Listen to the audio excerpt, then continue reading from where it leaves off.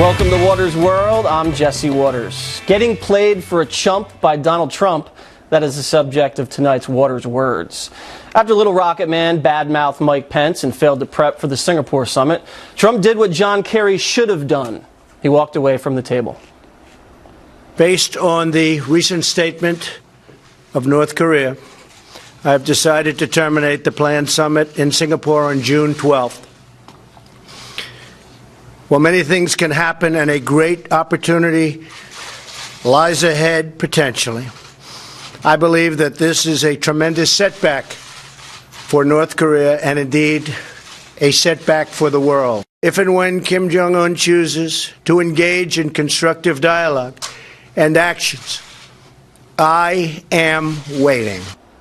POTUS also sent the North Korean leader a letter, which read in part, "You talk about your nuclear capabilities, but ours are so massive and powerful that I pray to God they will never have to be used.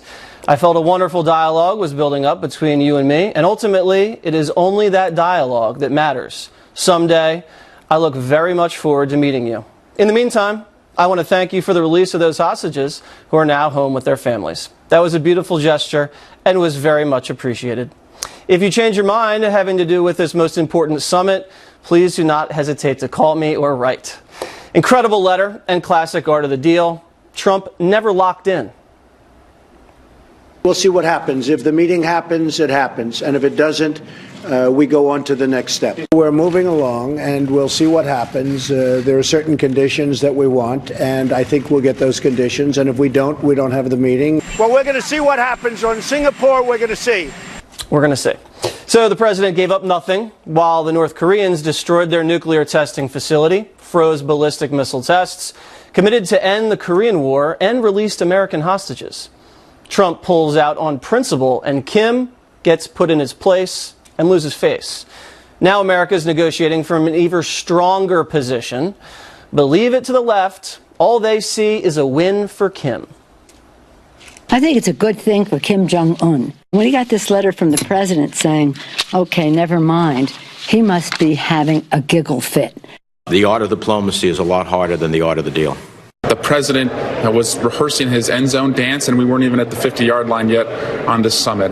There goes that Nobel Peace Prize he was. There you go. There you go. So let me get this straight. When Trump announced the summit, the Dems said Kim had won.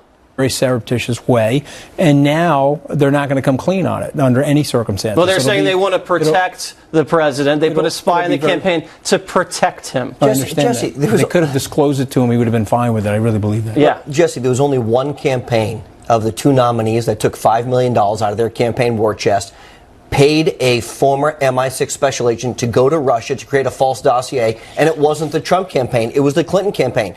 The question is, if they put a spy into the the Trump campaign, did they also do that with the campaign that gave $5 million to go to Russia to create a false dossier? And we know the answer is no. Right. This was their insurance policy against a Trump success. So you have Hillary Clinton, who's out there gallivanting with foreign leaders, foreigners from some suspicious countries, donating millions of dollars to her foundation, and there's no interest in the FBI of foreign influence onto the Clinton campaign. I would say that there's more foreign influence into the Clinton campaign from China, from Middle Eastern countries, from the Russians, than there was into the Trump campaign. They're part of that system, though, and they're part of that artifice. And so that the next move will be to completely protect them, because God forbid if anything happens to them, they are two big dominoes that knock into everybody else, Jesse. Yeah, well, the FBI is looking like the KGB, and they're going to have to start answering some questions. Also answering questions, the NFL finally has a policy about kneeling. I guess they bent to the president's will and to the will of the fans who didn't like the disrespect. Trump was asked about that change in policy. I think they're going to be kneeling, if they do kneel, not on the field, in the locker room. Brian Kilmeade caught up with the president. You have to stand proudly for the national anthem. Well, you shouldn't be playing. You shouldn't be there. Maybe you shouldn't be in the country. Oh, that freaked everybody out. Maybe you shouldn't be in the country. Maybe the left thinks he's going to deport some strong safeties or something like that. You know, Jesse, there are rules for every organization that people work for. And one of the rules are very simple. Stand up and acknowledge the national anthem. I don't understand why this is even a controversial question, right? Look, if you don't... It's not. 70% of the country agrees with it. Jesse, if you don't want to respect a flag that men and women have died for the right to have there, then don't play a silly game where you make millions of dollars. And I know you're a talented, NFL player, but guess what? It is a privilege to play that game. And if you don't want to do it, there's a lot of other people who will go out and be happy to take your spot. That's right. Well, I love the integration of the free market capitalist system with the patriotism, because at the end of the day, the viewer walked away from the NFL. And the ratings went down, attendance went down, and so that scared all of them. But they're up against it now with the players' union. They'll have to see how that resolves itself. So that's right. So to me, I think they made the right decision. I think there's other ways to progress peace and social justice. If that's your agenda, I'm all for the First Amendment. But that is a game of entertainment, and the American people don't like what they're doing, and I'm glad that they made that decision. Someone who disagrees with you, one of the coaches, Steve Kerr of the Golden State Warriors, had this to say on the new policy. Basically trying to use the anthem as fake patriotism, nationalism, scaring people. It's idiotic. I'm proud to be in a league that understands patriotism in America is about free speech, about peacefully protesting. Our president decided to make it about that. The NFL followed suit, pandered to their fan base. He's wrong, Anthony, because it's not about the First Amendment. You have the First Amendment, fine. Kneel or do what you need to do at a softball game in your backyard. But like you said, when you're at your employer's place of work in a stadium that he owns and you're wearing a jersey that he owns and he's paying you to work, he's not paying you to kneel, he's paying you to play football, you have to do what the company wants you to do. He's also leaving out of that the NBA has signed into their collective bargaining agreement that everybody has to stand for the anthem, because they recognize it's a level of entertainment and they want to be respectful to all citizens of America. So the NBA has a different policy than the NFL. NBA has a different policy. So and they all stand there. They all have to stand. So what is he talking about? He's a hypocrite. It's signed contractually into the collective bargaining agreement. Of course he's a hypocrite, but this is, Jesse, it's so simple, right? It's so simple. You play a game, you make a lot of money, it's an entertainment thing, you stand up, you show some respect for the greatest country in the world, which is where we live, and gives you the privilege of playing. If you don't want to stand for the national anthem, you're welcome to go play overseas somewhere. Good luck, Steve Kerr, making the same amount of money, coaching in Romania. I don't think it's going to happen. I do get the grievance, though. Yeah. And I do think that there's a format for the grievances other than that. And I mean, listen, police brutality and racism is a serious issue in this country. No question. At the same time, there's other avenues where you can pontificate Just remember, the greatest of all time, who was protesting the Vietnam War, said it was a white man's war. He left boxing. He didn't stand in the ring and kneel in the ring. He left boxing to make that protest. And so, now I'm not saying people should be doing that today, but I just want you to think of the power and the courage of being able to do that 50 years ago. That's right. You look like you played football. Take a few hits to the head, Corey? I've taken more. I think that was my growing up in Lowell, Massachusetts, a couple hits to the head, yeah. All right, you guys. None in the campaign, though. No. Steer clear of that. That's right. All right, Anthony, Corey, thank you guys very much. Thank you. A 30-year-old living with his parents. He won't leave. His parents took him to court. Next.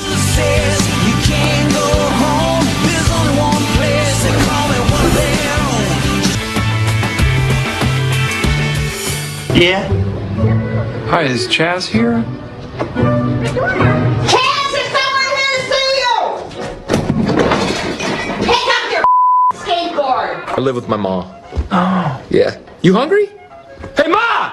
Can we get some meatloaf? Classic scene from Wedding Crashers, but in upstate New York, it seems art is imitating life. A couple has been trying to kick their 30-year-old son out of their house after living there rent-free for 8 years. They asked him to leave 5 times and even offered him money to get out, but he refused. So they took him to court. And just this week, a judge evicted the unemployed millennial. It's not so much that not that I won't leave. It's not that I don't want to leave. It's that I just need enough time. I don't need very much. I know you keep saying that, but you've had 8 years, and they've asked you 5 different times. Well, I expect to be out in about 3 months or so. I'm going to try and make it so that the court supports that's reasonable. So is this the right thing to do? Political commentator Danielle McLaughlin and Fox News contributor Tommy Lahren join me now. So Tommy, gosh, I mean, can you imagine This guy doesn't have a girlfriend, doesn't have a job. His parents just want him to get on with his life. What would you do if you were the parents? Would you take him to court to kick him out? You would really hope it wouldn't have to come to that, but it's just sad for me as someone who's 25 years old to look at someone in this position and think that generations past were storming beaches and fighting for our freedom, and now we have millennials that have to be forcibly kicked out of their parents' home. How far have we fallen in 2018? He's storming the fridge for a late night stack, I think. Danielle, I disagree, though, a little bit with Tommy. I think this kid is showing a lot of tenacity. Okay, he's dug in, he's working really hard at staying where he is, and he's even showing a little legal spunk by representing himself in court. Maybe he's got a legal career ahead of him. Maybe he doesn't. I think probably his parents would prefer that. You know, the first question I asked when I saw this was which lawyer would take this case on. It seems that he is looking after himself, which this is probably the most motivated he's probably been seen in 8 years. I feel bad for him, of course. He's one of the millennials. He's working really hard to stay where he is. He is. I can't believe that his parents had to write him 5 letters. As a parent myself, I've got a 3-year-old. I can't imagine in 27 years having to go to court to kick my daughter out of my home. Oh, God. We're going to be following this guy. We've invited him on Waters World, and I think he may actually do the show, so everybody needs to stick around and watch next week. Let's play some sound from this guy, Lawrence Tribe, constitutional scholar, Harvard guy. He was talking about impeachment vis-a-vis President Trump. This is what he said. You can't be the boy who cried wolf and expect to have a viable impeachment power. You can't use it over and over again against the same president. Right. If you're going to shoot him, you've got to shoot to kill. Shoot to kill. Now, Tommy, I don't want to be the PC police here. You're going to say whatever you want. I'm not going to get that sensitive. But if a Republican had talked about impeachment and said you got to shoot to kill with Barack Obama, can you imagine the outrage? Well, the double standard is the only standard that the left likes to uphold. But again, because we're conservatives, we understand that it was not the best phrasing. I'm sure he didn't mean it that way. I'm willing to give the guy a break. It's but you know analogy, what? I actually agree with him. Yeah, I agree with him on the impeachment stuff, though. I mean, as much as they continue to talk about impeachment, it just makes them look worse and worse and worse. They're not helping their case. So, hey, I don't agree with his choice of words, but the guy's right. It is true, but I love when the Democrats talk about impeachment, Danielle. I mean, just why don't you talk about impeachment? Why don't you talk about Russia? Why don't you talk about MS-13 being good people? I'd say that should be the roadmap for the midterms. I agree that Democrats have probably made some mistakes here, but I actually love that I agree with Tommy on this, and I think I agree with you. What Professor Tribe was saying was that if Democrats talk about this far too much, if they try and utilize this power too much, it's lost. The power of impeachment is lost. He said very clearly that this needs to be a bipartisan thing, and if it is to happen, and for the country to accept it, that's absolutely what needs to happen. The only other thing I'll say is that words matter, but so do actions, and we have seen, even from our own president, in rallies where a press is spit on or protesters are punched, there's been a little bit of this stuff going on and a lot of rhetoric, and so I think that all sides need to just take it down. I think we found out that the Democrats paid for guys to go into these Trump rallies and swing at Trump supporters. That was proven. I think some undercover video showed that, Tommy. Now, speaking of getting a little nasty and dirty, you had a problem out there somewhere in the country. I guess you had water thrown on you. Let's play some of that video so everybody can see.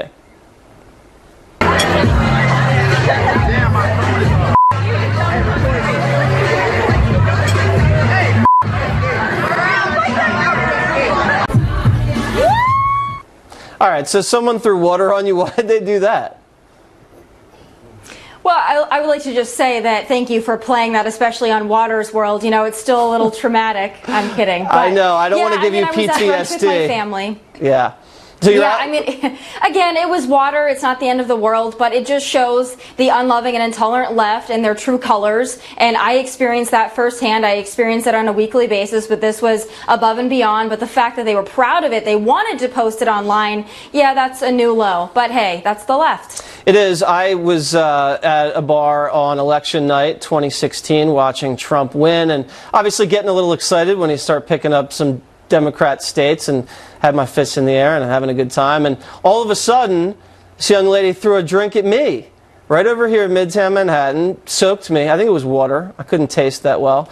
And she ran out of the bar like a total animal. And it happens to people. There's nothing you can do about it when water gets thrown at you. But it's happened to Ann Coulter. I think they threw pies at her during a speech. People get glitter bombed. It doesn't really happen on the right, Danielle. You don't see a lot of conservatives throwing things like water or fruit at Democrats. Why do you think it's the left that likes to hurl things through the air?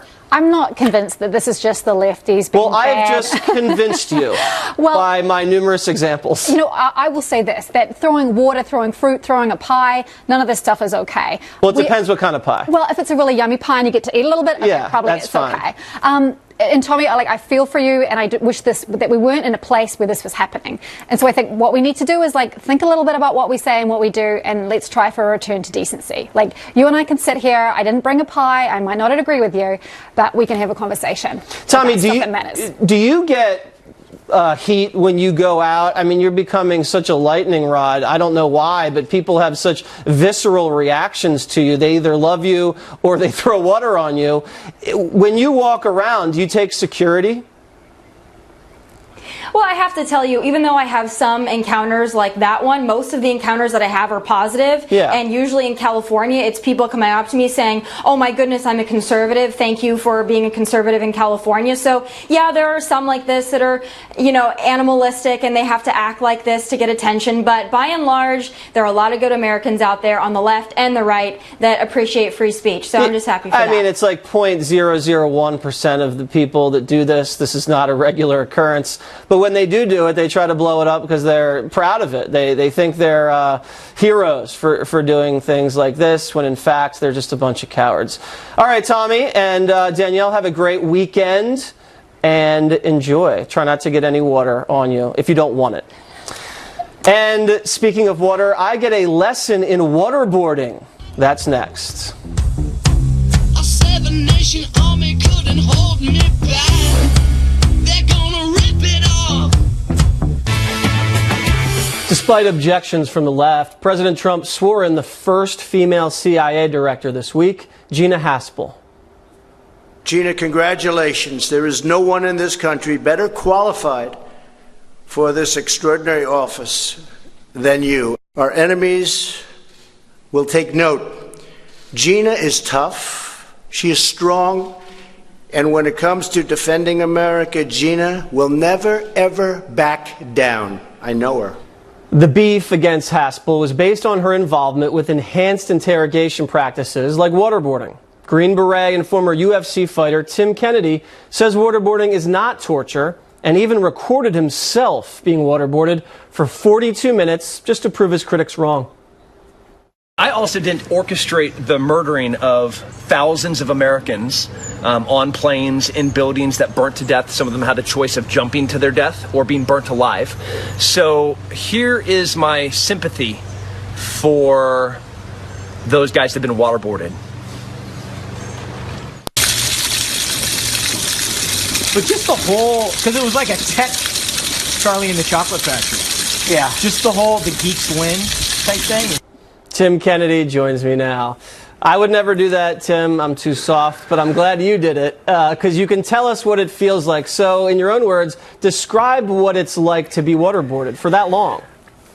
I mean, it's not comfortable. We won't mince words. It's not a pleasant experience. You know, as you're at that angle, slightly inverted, the water pools in the back of your sinus, and it's bad. It feels like you're drowning, but you're not drowning because drowning is when water goes into your lungs. So you're just laying there in the water, even though you're trying to hold your breath, maybe you're trying to force positive pressure to keep all that water out. It doesn't stop it from going down your eyes and going through your nose and running down the back of your throat and then pooling in the back of your sinus. And it is uncomfortable, but that's all it is. Okay, it's not permanent, it's not damage, it's just uncomfortable. So it's intensely uncomfortable, intensely irritating, and agonizing, would you say, but not torture? No, I wouldn't even go so far as to say agonizing. I would go, I think uncomfortable is the closest you can get. Okay. I could do that for hours. You know, you could stick me in there and strap my arms down. You could punch me in the stomach, and it's still just me laying there and you're dumping water on my face, and it doesn't feel good. Well, it is effective because some people who may not have the same training you had as a special operator did give up valuable intelligence, and we have Democrat CIA directors, Panetta, Republican CIA directors say that it led the waterboarding to intelligence, and at one point the waterboarding of KSM, the mastermind behind 9/11, led us to bin Laden's whereabouts in Afghanistan. Yeah, there's no question that this has garnered valuable information that has saved Americans' lives. Now, the difference, and this is the hard thing for people to understand, it comes down to the person that's on the board.